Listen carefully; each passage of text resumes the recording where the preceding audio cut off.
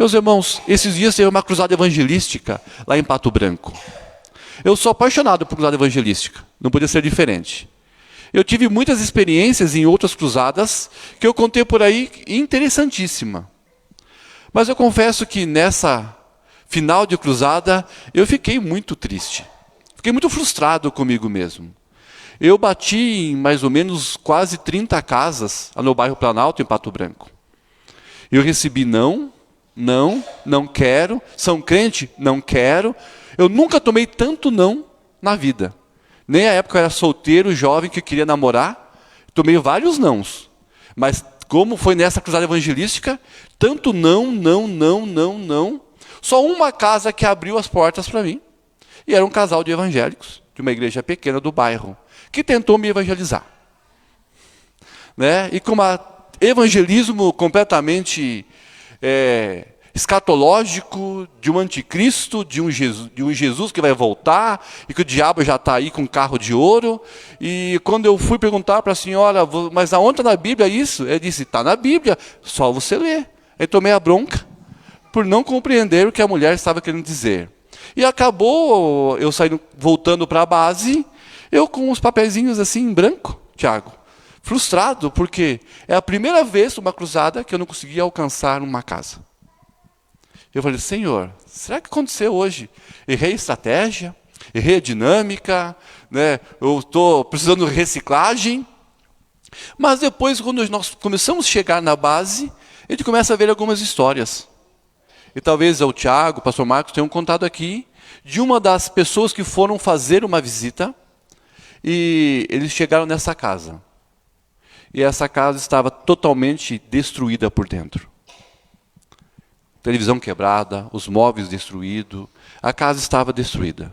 E quando a equipe bateu nessa casa e pediu 5 minutinhos para falar de Jesus e orar com essa pessoa, ela externalizou que estava pronto, planejado, que ia se matar. E aí essa dupla chegou lá e sentou com ele, pediu, orou, evangelizou e tal, e já abriu uma possibilidade de um segundo estudo, uma visita, né? E aí agora o Vitor vai acompanhar esse processo todo. Mas eu fiquei feliz porque, olha que interessante, alguém que já destruiu tudo a sua casa, possivelmente estava em crises, em várias crises na sua vida, com o projeto de tirar sua própria vida. De repente, Deus manda alguém ir lá, para bater na casa dele e falar que ele é importante para o Senhor. E que Deus quer ter um encontro pessoal com ele. Eu não sei como vai ser o andar dessa história. Mas eu fico encantado porque talvez Deus levou 60, 70 jovens lá. Talvez não fosse para que todas as casas fossem evangelizadas e que todo mundo fosse salvo. Talvez naquele dia Deus tinha um projeto de encontrar aquela família. Deus tinha um projeto de salvar aquela pessoa. Né, Tiago? Nós sonhamos que o bairro fosse convertido para o Senhor Jesus e tivéssemos uma igreja cheia lá. Nós fazemos projetos e sonhos. Mas talvez o projeto de Deus era ter marcado um encontro com aquela pessoa que estava com o projeto de tirar sua vida. E Jesus, ao encontrar aquela pessoa, ela ia começar, e espero que sim, fazer uma revolução de transformar aquela vida. Como muitas outras histórias, nós ouvimos por aí, que tem um encontro com Jesus e há uma revolução. Por que eu estou dizendo isso? Porque na nossa história, nós encontramos uma história de alguém que teve um encontro com Jesus e houve uma revolução na sua vida. Que é a história da mulher samaritana, que nós tanto conhecemos, e tanto já ouvimos mensagens, ouvimos pregações, ouvimos vídeos, e agora tem a música, né, que eu escuto todos os dias da mulher samaritana. Estava o poço, o homem judeu, junto a eu, e tudo mais lá, que canta-se a história narrada de uma experiência pessoal, de um encontro de Jesus, onde alguém é transformado. Eu gostaria de falar um pouquinho sobre ela, para a gente entender algo maior. No nosso texto do capítulo 4, ele vai mostrar que Jesus e os discípulos estavam com um projeto missionário em Jerusalém, na Judéia, ou nas cidades que estavam relacionadas ao povo judeu. Jesus e os discípulos estavam com cidade a cidade, indo fazendo sinais e maravilhas, curando, libertando. E de repente, Jesus para no caminho, diz aos discípulos que ele tem um encontro marcado. É necessário que ele passe por Samaria. Os discípulos, é claro, não concordam com isso. Como nós já sabemos, existe uma briga histórica entre judeus e samaritanos, desde os tempos dos reis. E essa disputa fica tão gigantesca, de que os discípulos questionam e não concordam com Jesus ter que passar em Samaria. Mas Jesus vai dizer, eu tenho um encontro marcado. E nós sabemos que esse encontro marcado era um encontro marcado ao meio-dia, num poço, com a mulher samaritana, como nós conhecemos a história. E essa mulher samaritana precisava de uma revolução na sua vida. Nos versos primeiros do capítulo 4, se você olhar ali, do verso 1 até o verso 17, você vai ver no diálogo entre Jesus e a mulher samaritana, que Jesus vai identificar algumas características pessoais dessa mulher, que precisavam ser transformadas. Primeiro, ela estava ao meio-dia indo ao poço, porque a sua relação com a sociedade estava privada. Ela não era bem aceita na roda das mulheres, ela não fazia parte do grupo das mulheres da cidade do WhatsApp, ela não fazia parte do clube das mulheres do tricô, ela não podia estar em contato com as mulheres porque ela era tida como profana, pecadora, a moral, a condição da sua índole era questionável.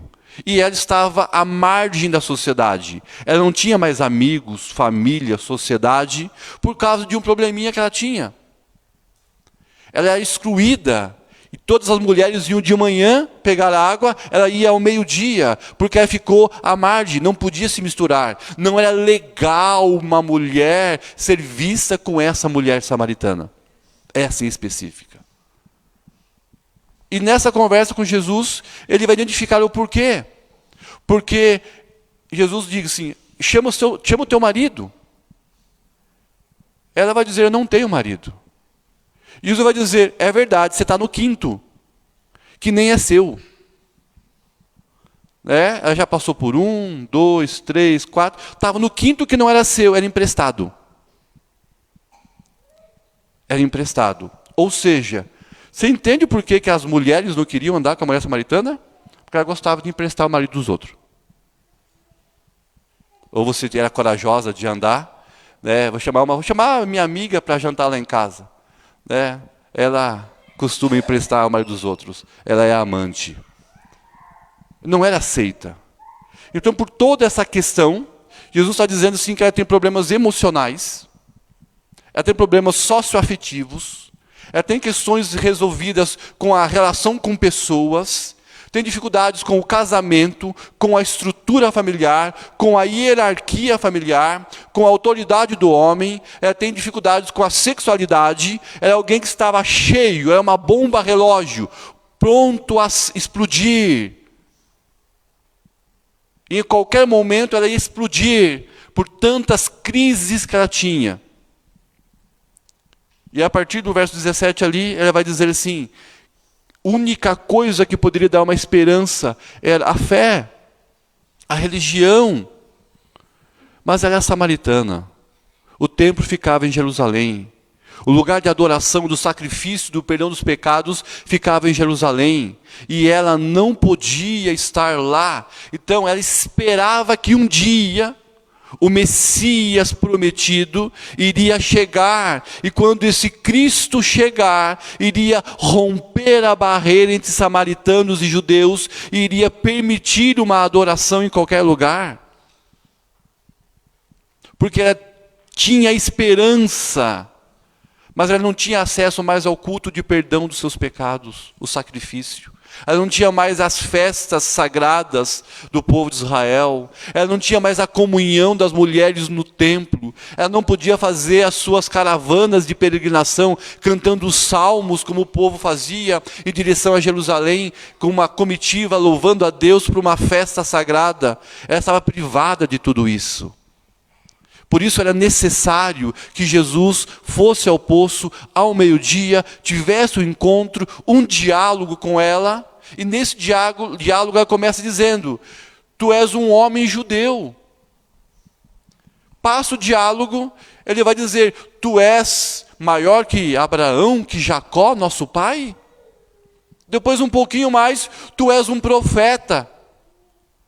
E depois ela sai correndo dizendo: encontrei o Cristo. Olha a transformação na declaração de fé. Tu és um homem judeu. E pouco tempo depois sai correndo dizendo: venham ver, encontrei Cristo, o Messias prometido. Então esse encontro marcado com essa mulher, primeiro, havia uma necessidade de Jesus encontrar ela como pessoa, para que ela pudesse ser transformada, para que ela pudesse ser curada, para que ela pudesse ser trabalhada nas suas emoções que estavam terríveis, os seus relacionamentos terríveis, o seu futuro sem projeção, o seu pecado da sexualidade. Ela precisava ser trabalhada. Ela precisava ser curada, ser ouvida, ser amada, ser aceita, ser ensinada. E Jesus vem ao encontro dela com esse projeto maravilhoso de fazer uma revolução na vida dela. Bem, Alex, tudo isso nós já ouvimos muitas vezes, né? Tudo isso não é nada de novidade.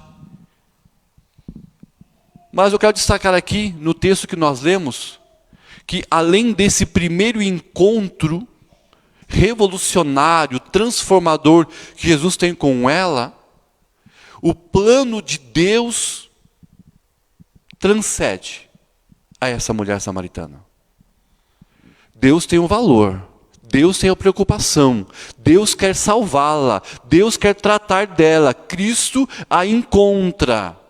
Primeiro encontro, para que possa acontecer uma segunda revolução, um segundo encontro, uma segunda transformação. No nosso texto diz assim, de que ela saiu correndo, não foi? E que nas ruas ela gritou: venham ver quem eu encontrei. Eu encontrei aquele que me conhece tão bem, que falou para mim tudo da minha vida. E não foi num tom de julgamento, de repreensão. Foi num tom de tratamento e cura. Venham ver. E diz o nosso texto, nossa história, que muitos vieram correndo ao encontro de Jesus no poço. E o nosso texto que nós lemos diz assim, de que eles ficaram já encantados na corrida, ao ouvir o que a mulher estava dizendo, como também ficaram ali com Jesus, ouviram a Jesus e pediram para que Jesus ficasse mais tempo em Samaria. E Jesus vai ficar mais 2 dias.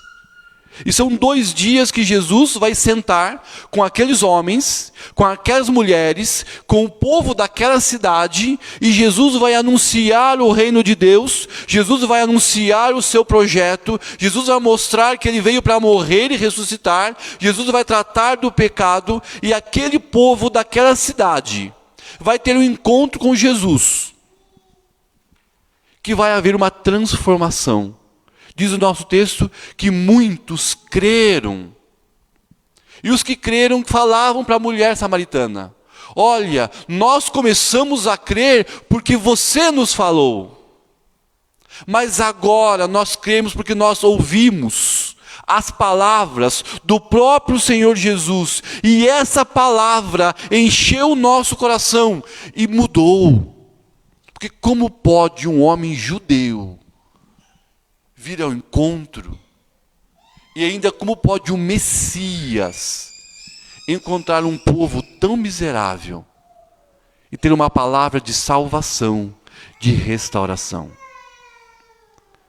Meus amados, se o primeiro encontro é com a mulher samaritana, instantaneamente, Deus vai usar essa mulher samaritana para testemunhar aos homens e mulheres de Samaria quem é o Senhor Jesus.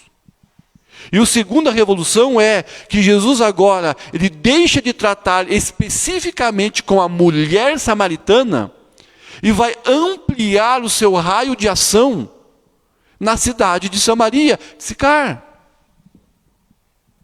Então o encontro não era só com a mulher samaritana. Iniciava com a mulher samaritana. Mas ao transformar a sua vida, ela vai automaticamente, instantaneamente, testemunhar que encontrou Cristo.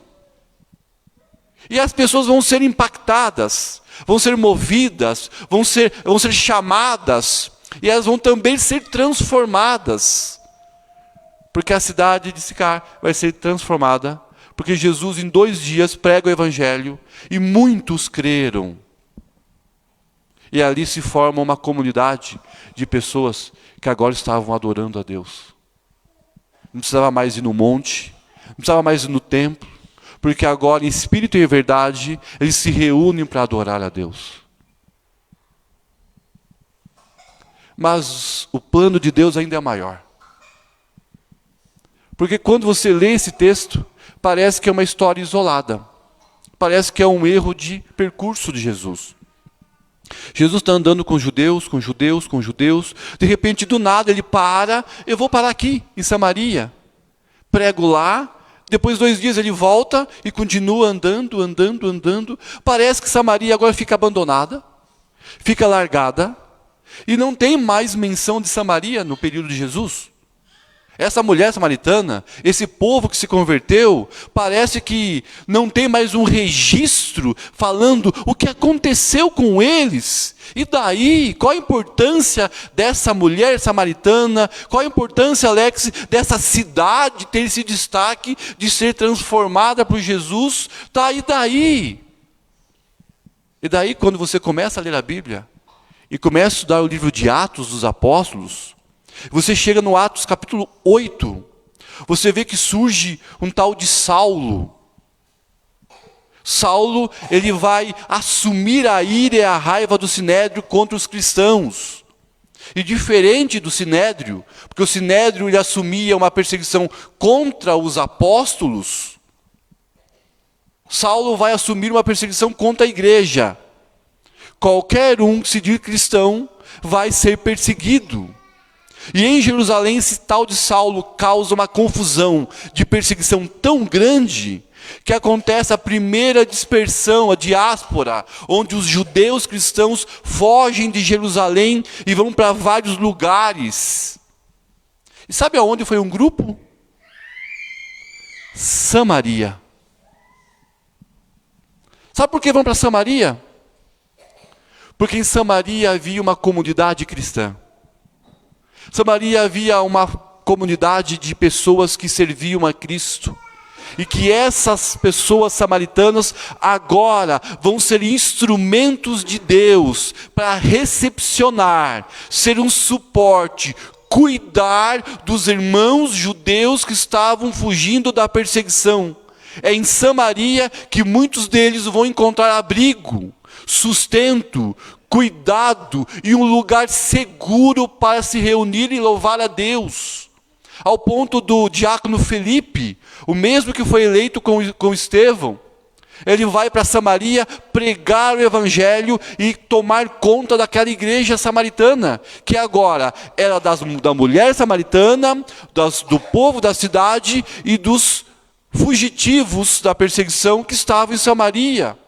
E depois vai Pedro e João pregar lá e verificar, a mando de Jerusalém, o que estava acontecendo em Samaria, porque ninguém entendia. Porque não havia feito de Paulo, Pedro, João, nenhuma viagem missionária para plantar uma igreja em Samaria. Como pode, pois, agora ter uma igreja em Samaria, antes mesmo do projeto missionário de Paulo, Pedro e João? Pedro vai lá, e quando vê que a palavra do Senhor é pregada, que a presença do Senhor é real, Pedro, em vez de mandar acabar o trabalho, ele vai pregar e orar. E ao orar, lá acontece um avivamento, a vinda do Espírito Santo também aos samaritanos, que é o avivamento samaritano, e ele vai validar dizendo, o que nós recebemos em Atos 2, esse povo samaritano hoje está recebendo, que é a confirmação do próprio Espírito Santo, de que eles são uma igreja viva de Deus. Olha que interessante. Primeiro, Jesus encontra a mulher, muda a vida dela. Essa mulher é instrumento para mudar uma cidade. E agora Deus vai usar a cidade para receber os cristãos. E Samaria depois vai se tornar um dos grandes celeiros missionários aos povos gentios. E você e eu somos gentios, confins da terra, que fomos alcançados por um projeto missionário que passa por Samaria, depois passa por Cesareia, passa por Antioquia e chega até Chopinzinho, Coronel Vivida, Pato Branco, Beltrão, na nossa região. Você consegue ver, meus irmãos, que o agir de um Deus que tem o controle na história, como o Arthur falou no começo, é um Deus que controla tudo, é um Deus que é o Senhor da história, é um Deus que é o Senhor da vida, é um Deus que perdoa pecados, é o Deus que encontra pessoas e nos chama pelo nome, é Deus que chama pessoas para transformar vidas, é um Deus que chama vidas para transformar outras vidas, para virar igreja, e é Deus que usa a igreja para socorrer pessoas, para cuidar de pessoas, para garantir que pessoas consigam adorar a Deus e construir uma maturidade intelectual e espiritual madura para conduzir outras pessoas. Não para. Não para. A ação de Deus é tão grandiosa que Ele abençoa você e usa você para isso. Porque nós temos um Deus ativo, temos um Deus presente, temos um Deus que se envolve, temos um Deus que não está sentado num trono no céu, regendo lá de longe. É um Deus que tabernacula, Ele vem, Ele habita no meio da igreja. É um Cristo que mora no coração das pessoas. É o Espírito Santo que age no seu coração, te dá capacidades, talentos e dons, e te impulsiona a fazer grandes coisas. Nós temos um Deus Pai, Filho e Espírito Santo, que Ele é ativo, contínuo, presente no meio das pessoas, no meio das famílias, no meio da igreja, para fazer grandes coisas. E às vezes nós paramos para gastar tempo com coisas tão pequenas e insignificantes.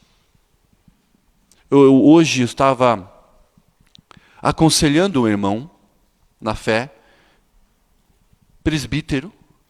presbiteriano, de uma igreja muito longe, lá para cima. E ele mandou uma foto essa semana muito feliz. Talvez eu até assista a nossa vídeo, vai saber que é para ele, que agora a igreja dele está montando uma segunda igreja. Eles alugaram uma sala, e pintaram uma sala, e vão começar a fazer os cultos nessa sala. E falei, que bênção! Vocês agora estão num projeto de vocês construírem uma segunda igreja. Isso é bênção! Mas ele disse, essa é a parte boa. Mas nós estamos em guerra aqui. A liderança, as pessoas... Por causa de uma decisão a ser tomada, um grupo ficou brigando com isso, outro grupo ficou brigando com aquilo, um monte de gente saiu do WhatsApp, e eu disse, mas... Então vocês estão divididos numa visão de missões, mas ao mesmo tempo vocês estão brigando por quê? E se o motivo que ele me passou for real, é tão banal, é tão pequeno. Eu disse para ele assim: irmão, ore e cuide, porque eu já vi igreja ser dividida por besteira e nunca mais se tornou grande. Porque às vezes nós perdemos a visão. Porque às vezes nós perdemos o propósito. Porque às vezes nós perdemos a direção. Às vezes nós esquecemos de ser igreja. E aqui o nosso texto está ensinando de novo, amados, o que é ser igreja. Ser igreja é estar pronta para investir tempo e recursos em coisas que edificam outras pessoas. Porque quando abrir aquelas portas, virão pessoas de todos os tipos, como a mulher samaritana, que precisam de ajuda. Virão pessoas que passam por perseguição.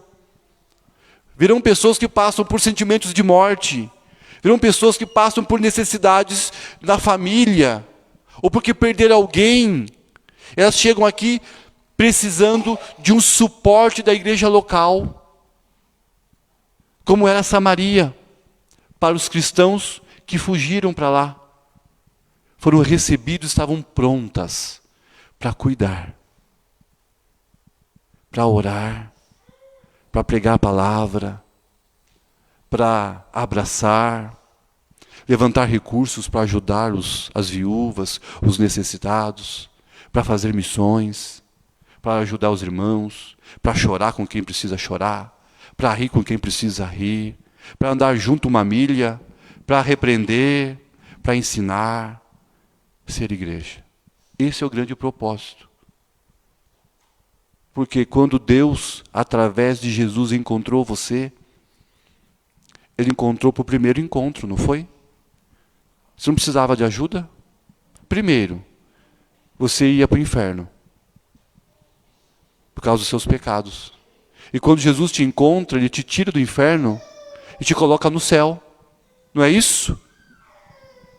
Se nós não fôssemos tão presbiterianos, nós íamos falar, glória a Deus, né? Daí eu dar glória a Deus, porque nós somos salvos agora.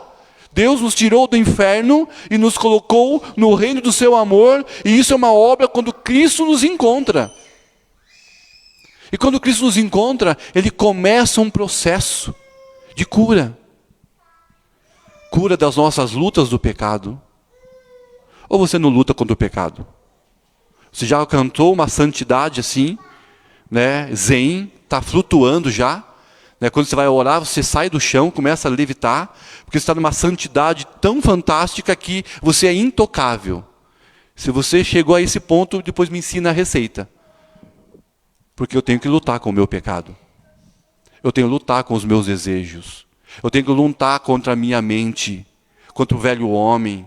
Eu tenho que guerrear todos os dias. E se todos os dias Jesus não me ensinar a lutar, a estar firme, a estar forte, eu vou pecar, eu vou cair, eu vou regredir.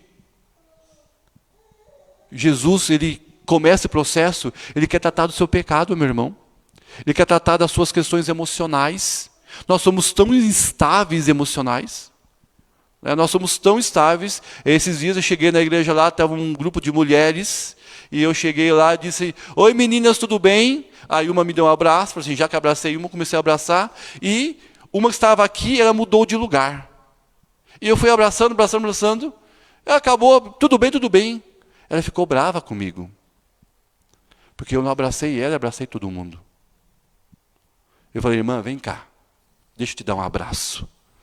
Se o problema for a sua carência de abraço afetivo, vem cá, eu vou te dar um abraço à frente de todo mundo. E agora, meninas, vem todo mundo aqui dar um abraço nela. Abraço coletivo. Porque nós somos pessoas que temos dificuldades com a nossa afetividade. Nós temos dificuldades com os nossos relacionamentos. Nós temos dificuldades com os nossos trabalhos. Nós temos dificuldade com os nossos filhos. Nós temos dificuldade com os nossos projetos, de fazer escolhas, de realizar sonhos. Nós precisamos ser tratados. E quando Jesus nos encontra, Ele nos salva, e Ele depois quer tratar todas as áreas da nossa vida. Para que você, sendo tratado, você possa ser testemunha para as pessoas, igual essa mulher samaritana. Porque quando as pessoas veem que você está sendo tratado, eles veem mudança em você. Eles veem transformação em você. Eles veem algo fantástico. Nós fomos fazer um trabalho esses dias, e aí também numa igreja, e nós fomos lá jogar bola. Eu não joguei, fiquei assistindo, mas aí eu vi a galera jogando bola. E tinha gente dando carrinho na sombra. Tão, uau, querendo dar, vou ganhar, vou pegar a bola, eu tenho que ser o melhor, que dando carrinho na sombra. Derrubando o irmão no carrinho, sim, sabe? Uau, bravo. E o irmão que cai, levanta bravo. Você saia do jogo. Eu disse, misericórdia, é crente, jogo de igreja. Tem que tratar o coração. Aí se tem um visitante, ele vai dizer, eu não quero esse Jesus, não. Esse Jesus luta Muay Thai, Karatê, é violento desse jeito? Mas quando você pega alguém que era violento no futebol, e vai para um jogo, e você não vê ele falar nada, toma aquela pancada e ele diz assim, doeu. E aí eu já vi gente perguntar, o que aconteceu com fulano? Ele não brigou no jogo hoje? Aí eu ouvi alguém dizer, ele não briga mais, ele é crente. Que legal, meus irmãos, o testemunho. Você entende que quando Jesus nos encontra, Ele nos transforma, para que as nossas transformações, mesmo às vezes sem abrir a boca, as pessoas que convivem ao nosso redor, no nosso dia a dia, comecem a ver você diferença. E comecem a dizer, uau, o que tem no Alex de diferente? Eu preciso conhecer. Isso que ela fez. Ela correu dizendo na cidade, encontrei o Cristo. E o povo correu atrás para ver. Depois falaram, olha, nós já criamos porque você falou. Porque você mudou. Mas agora nós ouvimos do próprio Senhor. Deus te salva, te transforma. Para Deus te usar. Para transformar e mudar vidas de pessoas. E quando esse grupo transformado vira igreja, Deus usa com um propósito de ser um suporte, de ser uma estrutura para alcançar todos aqueles que precisam de ajuda. Esse é o papel da igreja. Esse é o Deus que eu creio. Esse é o Deus que a Bíblia revela. Um Deus soberano, Senhor de todas as coisas, e que tem um projeto na sua vida. Meu irmão, minha irmã, eu quero terminar aqui dizendo que Deus tem um projeto na sua vida. Primeiro, se você não tem uma vida ou não tem a certeza da sua salvação, Jesus tem um encontro marcado com você. E talvez é hoje. Porque Ele quer transformar a sua vida. Porque Deus quer usar você como um espelho que vai refletir a glória do Senhor. Para que você traga mais pessoas a essa igreja. Para que possamos formá-las e prepará-las na maturidade. Para que também elas possam ter a maturidade de ser um suporte para as outras pessoas. Para fazer a diferença na sociedade. Esse é o plano de Deus. Deus não quer só te salvar. Deus quer te salvar, te transformar, para te usar. Vou repetir. Deus quer te salvar, para te transformar, para te usar. Se você não tem essa consciência ainda, nós temos que orar por você. Porque esse é o projeto de Deus para todos os crentes. Esse foi o projeto para a mulher samaritana. Esse foi o projeto para a cidade. Esse é o projeto da igreja cristã. Esse é o propósito do livro de Atos. De revelar como Deus encontra pessoas, transforma pessoas e usa pessoas. E se você for no livro de Atos e parar, no último capítulo, você vai ver que aí o livro não termina. É um livro que não tem fim. Porque se Atos revela o Deus que age através da igreja, a igreja não acabou ainda. Por isso que o livro não tem fim. Porque é a continuação de Atos dos Apóstolos. São os atos da igreja. É Deus usando você e eu para fazermos diferença na vida das pessoas. Fazermos diferença na nossa cidade. Fazermos diferença na nossa casa. Fazermos diferença no nosso trabalho. Fazermos diferença no futebol, na faculdade, com os amigos, por onde nós passamos. Mas é difícil fazer diferença? Não. É só você viver o Evangelho. É só você ter uma vida com Deus. Por isso eu desafio você. Tenha uma experiência diária com Deus. Tenha uma vida diária com Deus. Se você tiver uma vida de oração, de leitura, de busca diária com Deus, eu te garanto, a transformação e a experiência com Ele será tão grande que automaticamente você vai dizer para as pessoas: venham ver quem eu encontrei. Encontrei o Messias, o Cristo.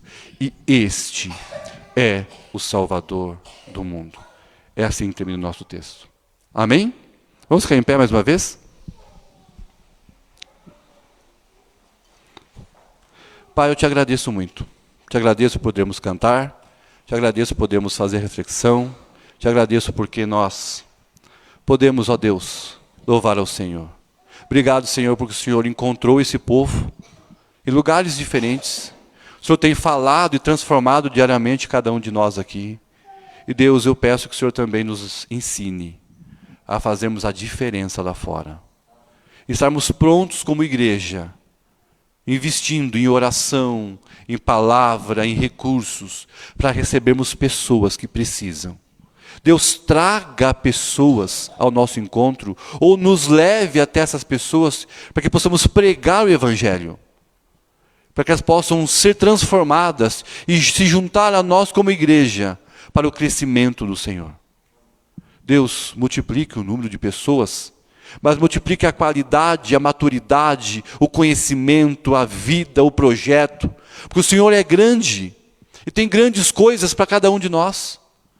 Deus, derrama, Pai, a capacitação, a unção, a direção, para que possamos ter ministérios dentro do Teu corpo. Para que possamos ser uma igreja ativa, como o Senhor é ativo. Uma igreja comprometida, presente, como o Senhor é um Deus presente. Deus, muda a nossa mente, muda o nosso coração, muda a nossa visão se necessário for, mas nos impulsione a vivermos do modo digno do Evangelho. Para que possamos testemunhar. Abençoa a nossa semana que vai iniciar. Nos dê a semana de projetos, de sonhos, de lutas, mas com vitórias. Deus, vá à frente. Deus, nos socorra, nos dê a direção, nos restaura. O que mais precisamos, Senhor, venha agir no nosso meio, nas nossas vidas. Ó Pai, nós precisamos do Senhor. Pai, nós oramos e pedimos, em nome santo de Jesus. Amém.